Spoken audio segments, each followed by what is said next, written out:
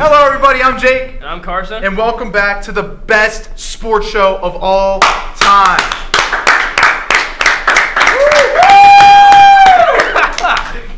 All right, let's kick it off. Last Saturday in the UFC, underdog Sean Strickland beat middleweight champion Israel Adesanya by unanimous decision.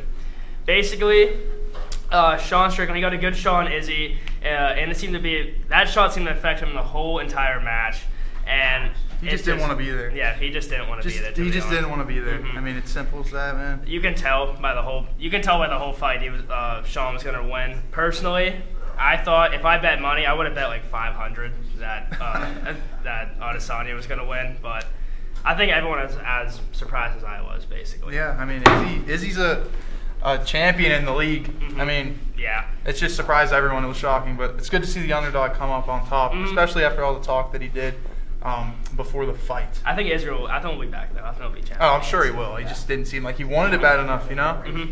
On Monday night, the Jets face off against the Bills, and on the fourth play of the game, New York Jet Aaron Rodgers went down with a torn Achilles.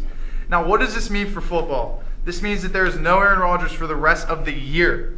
And the Jets' offense that has been so talked about this offseason just seems to have no point anymore. I mean, it just seems like that team is just dead. It seems like they're no longer I feel like contenders. They're cursed, to be honest. I agree. And I don't know if they're going to pick up a free agent quarterback like Colin Kaepernick is in talks with the Jets, apparently. But trash.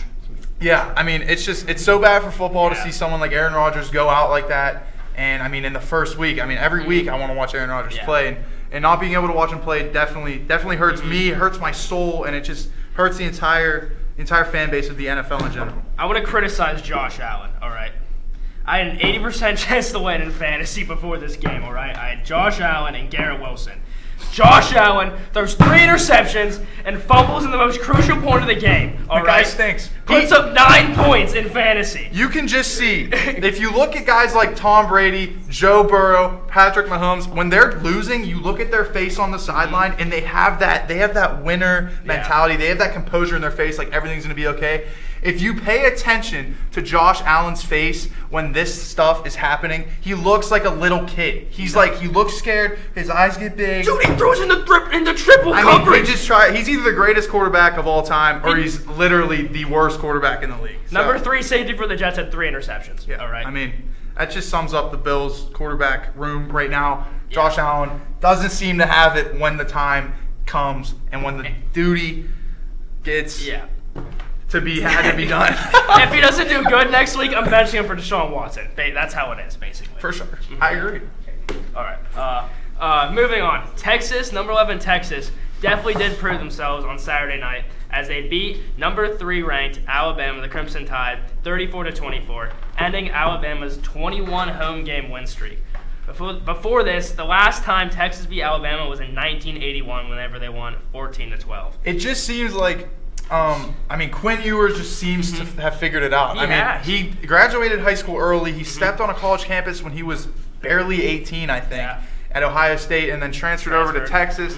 And obviously he's like the LeBron James of college football. People thought that he was going to be great, and he's proved everybody right. And it just seems like Texas is back. They might be a contender. And now that Alabama, they're